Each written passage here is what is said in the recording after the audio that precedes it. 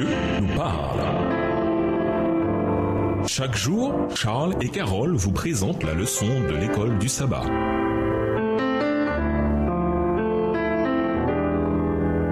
Bienvenue dans votre émission Dieu nous parle. Ouais, son de mercredi. Il porte tous nos soucis. Certaines personnes ont chez elles un poster qui dit « Pourquoi prier quand on peut s'inquiéter ?» Cela nous fait sourire parce que nous savons combien nous avons tendance à nous inquiéter plutôt que de venir à Dieu et lui confier nos soucis. Quelqu'un a dit un jour que quand notre vie s'en mêle, il vaut mieux la confier à Dieu et le laisser défaire les nœuds. Comme Dieu doit être impatient de faire cela pour nous. Et pourtant, bizarrement, nous arrivons à nous accrocher à nos problèmes jusqu'à ce que nous soyons sur le point de craquer. Pourquoi attendons-nous d'être désespérés avant de venir au Seigneur? Lisons 1 Pierre 5, le verset 7. Pierre cite Psaume 55, le verset 22. Quel est le message fondamental pour nous? Voir également Matthieu 6, les versets 25 à 33. 1 Pierre 5, verset 7. Et déchargez-vous sur lui de tous vos soucis, car lui-même prend soin de vous. Psaume 55, verset 22. Remets ton sort à l'Éternel, il te soutiendra. Il ne laissera jamais chanceler le juste. Matthieu 6, verset 25 à 33. C'est pourquoi je vous dis, ne vous inquiétez pas pour votre vie de ce que vous mangerez, ni pour votre corps, de quoi vous serez vêtus. La vie n'est-elle pas plus que la nourriture et le corps plus que le vêtement? Regardez les oiseaux du ciel. Ils ne sèment ni ne moissonnent, et ils n'amassent rien dans des greniers. Et votre Père céleste les nourrit. Ne valez-vous pas beaucoup plus qu'eux? Qui de vous, par ses inquiétudes, peut ajouter une coudée à la durée de sa vie? Et pourquoi vous inquiétez au sujet du vêtement? Considérez comment croissent les lys des champs. Ils ne travaillent ni ne filent. Cependant, je vous dis que Salomon même, dans toute sa gloire, n'a pas été vêtu comme l'un d'eux. Si Dieu revêt ainsi l'herbe des champs, qui existe aujourd'hui et qui demain sera jeté au four, ne vous vêtira-t-il pas à plus forte raison, gens de peu de foi? Verset 31. Ne vous inquiétez donc point et ne dites pas que mangerons-nous, que boirons-nous, de quoi serons-nous vêtus? Car toutes ces choses, ce sont les païens qui les recherchent. Votre Père céleste sait que vous en avez besoin. Cherchez premièrement le royaume et la justice de Dieu et toutes ces choses vous seront données par-dessus. Ne vous inquiétez donc pas du lendemain, car le lendemain aura soin de lui-même. À chaque jour suffit sa peine. 1 Pierre 5, verset 7 est un verset très simple. Il ne comporte aucun secret caché et il ne signifie pas autre chose que ce qu'il dit. Décharger signifie simplement cela, jeter, abandonner, pour que ce qui cause la douleur et les soucis n'aient plus aucune prise sur nous. Mais bien sûr, nos fardeaux ne sont pas jetés n'importe où. Notre inquiétude ne disparaît pas dans le néant. C'est à notre Père du ciel que nous les donnons et il promet de s'en occuper. C'est ce que Jésus nous dit dans le passage de Matthieu. Le problème, ce n'est pas que c'est difficile, c'est plutôt que cela semble trop facile, trop beau pour être vrai. Toutes sortes de choses peuvent causer de l'anxiété. Il peut s'agir de la pression au travail, des critiques inattendues, le sentiment d'être indésirable ou négligé, des soucis de santé ou d'argent, le sentiment que nous ne sommes pas assez bons pour Dieu ou croire que nous ne sommes pas pardonnés. Parmi les raisons qui font que nous nous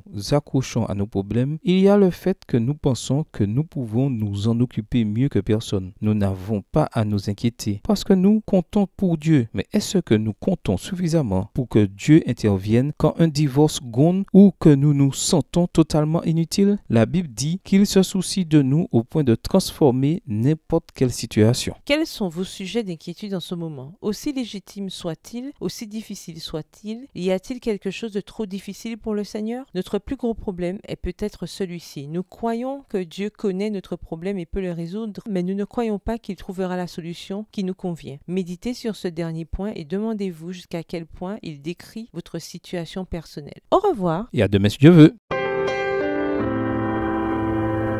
Dieu nous parle. Chaque jour, Charles et Carole vous présentent la leçon de l'école du sabbat.